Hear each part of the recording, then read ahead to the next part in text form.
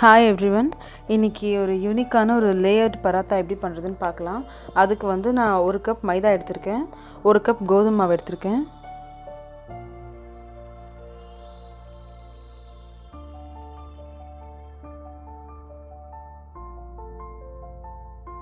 இப்போ இந்த மாவு கூடவே நான் தேவையான அளவுக்கு உப்பு சேர்த்துக்கிறேன்.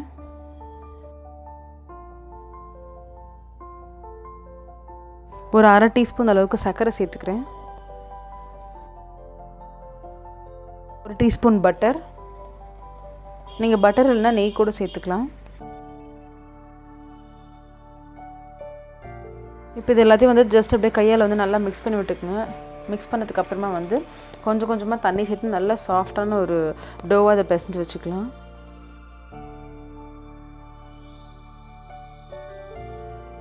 பார்த்திங்கன்னா ஒரு சாஃப்டான டோவாக பிசைஞ்சிட்டேன். ஒரு பிளாஸ்டிக் இந்த மாதிரி ஒரு ரேப் அப்படி இல்லைனாக்கா ஒரு ஈர துணி போட்டு இந்த மாவை மூடி தனியாக எடுத்து வச்சிடலாம். இந்த பராத்தாவில் ஸ்ப்ரிங்கிள் பண்ணுறதுக்கு மசாலா பண்ண போகிறோம். அதுக்கு நான் 2 டேபிள் ஸ்பூன் அளவுக்கு புதினா, 2 டேபிள் ஸ்பூன் அளவுக்கு கொத்தமல்லி இலை எடுத்து நல்லா கிறிஸ்பாக ட்ரை ஆகிற வரைக்கும் வறுத்துக்கிறேன். நல்லா கிறிஸ்பாக ட்ரை ஆனதுக்கப்புறம் பார்த்திங்கன்னா இந்த மாதிரி ஆனதுக்கப்புறம் அடுப்புலேருந்து எடுத்துடலாம். இது கூடவே நான் 1 டேபிள் ஸ்பூன் அளவுக்கு ஜீரகம் சேர்த்து நல்லா அது பொரியிற வரைக்கும் வறுத்து எடுத்து வச்சுக்கலாம்.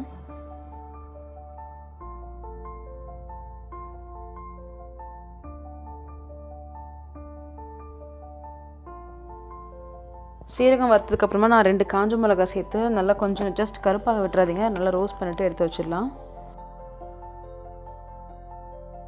இப்போ ஒரு மிக்ஸி ஜாரில் நம்ம வறுத்த அந்த மிளகா இருக்குல்ல, அது மாதிரி இது கத்திரிக்கோலால் கட் பண்ணி சேர்த்துக்கிறேன்.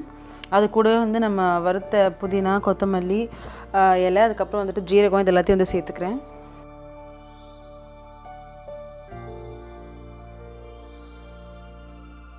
இது கூடவே நான் 1 டீஸ்பூன் அளவுக்கு சாட் மசாலா சேர்த்துக்கிறேன். சேர்த்து இது எல்லாத்தையும் வந்து ஓரளவுக்கு நல்லா ஃபைன் பவுடராக அரைச்சிக்கலாம். பராத்தா பண்ண ஸ்டார்ட் பண்ணிடலாம். நான் வந்துட்டு உருட்டி வச்ச மாவு வந்துட்டு எடுத்து ஒரு 4 இல்லை 5 உங்களுக்கு எந்த சைஸ்க்கு வேணுமோ அந்த அளவுக்கு ஈக்குவல் பால்ஸாக கட் பண்ணி வச்சுக்கலாம்.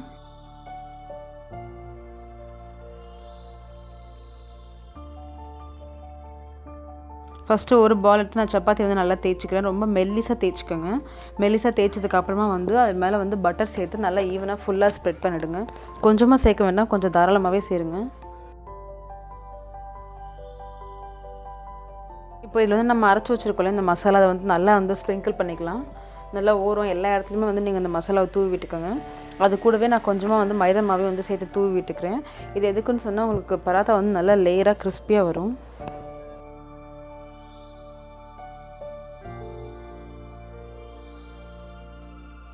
இப்போ வந்து இந்த தேய்ச்ச பராத்தாவோட ஒரு எண்ட்லேருந்து வந்து பார்த்திங்கன்னா கொஞ்சம் கொஞ்சமாக எடுத்து இந்த மாதிரி நம்ம சாரீ ப்ளீட்ஸ் மடிக்கிற மாதிரி மேலே வச்சு மடிச்சுக்கிட்டே வாங்க.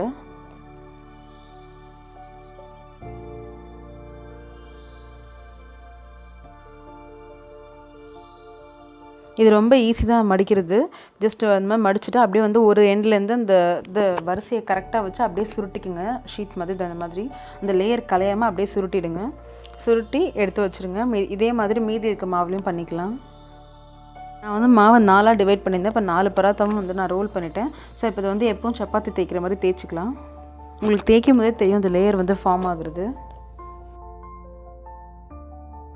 தேய்க்கும் போது நீங்கள் மாவு எல்லாம் டஸ்ட் பண்ணி போடணும்னு அவசியம் இல்லை. ஏன்னா வந்து பட்டர் இருக்கிறதுனால உங்களுக்கு நல்லா சாஃப்டாக ஒட்டாமல் அதுவே வரும். இப்போ வந்து ஒரு தோசைக்கல்லில் பட்டர் ஆட் பண்ணி இந்த தேய்ச்சோம் இல்லையா இந்த பராத்தா, அதை போட்டு அதுக்கு மேலே வந்துட்டு ஒரு ஸ்பூன் அளவுக்கு பட்டரை வந்து நல்லா ஸ்ப்ரெட் பண்ணிக்கலாம். இது ஏன்னு சொன்னாக்கா அந்த பராத்தா வந்து ட்ரை ஆகாமல் ஓரளவுக்கு உங்களுக்கு சாப்பிடும்போது சாஃப்டாக இருக்கும். அந்த லேயராக கரெக்டாக அழகாக வரும்.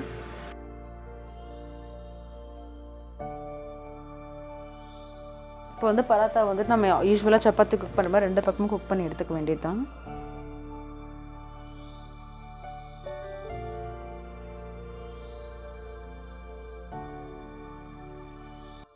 ஸோ பார்த்திங்கன்னா உங்களுக்கு தெரியும் நல்ல லேயராக பராத்தா வந்து சூப்பராக ரெடி ஆகிடுச்சு பாருங்கள். நல்லா குக் ஆகிருக்கு 2 பக்கமும். இப்போ அடுப்புலேருந்து எடுத்துடலாம். இதே மாதிரி மீதி இருக்க பால்ஸ் சப்பாத்தி பிசைஞ்சு வச்சுருக்கோம் இல்லையா, அதையும் செஞ்சுக்கலாம். ஸோ வந்து இந்த பராத்தா வந்து ரெடி ஆகிடுச்சு. இதே மாதிரி மீதி நம்ம ரோல் பண்ணி வச்சுருக்கிறதையும் வந்துட்டு இந்த மாதிரி போட்டு எடுத்துக்கலாம். ஸோ பாருங்கள் ரொம்பவே சூப்பரான ஒரு லேயர் பராத்தா ரெடி. உங்களுக்கு பார்த்தாலே தெரியும் லேயராக ரொம்ப அப்படியே தனித்தனியாக சூப்பராக வரும். இது நீங்கள் வந்து தயிர் கூட சாப்பிடலாம், இல்லை கிரேவிலாம் அப்படியே ப்ளெயினாகவே சாப்பிடலாம். ஏன்னா இதில் காரம் உப்பு எல்லாமே வந்துட்டு கரெக்டாக இருக்கும். நான் ப்ளெயினாக தான் சாப்பிடுவேன் இதை. அண்ட் ரொம்பவே டேஸ்ட்டாக எப்படி தனித்தனியாக வந்திருக்கு பாருங்கள். ஸோ கண்டிப்பாக ட்ரை பண்ணி பாருங்கள். தேங்க்ஸ் ஃபார் வாட்சிங்.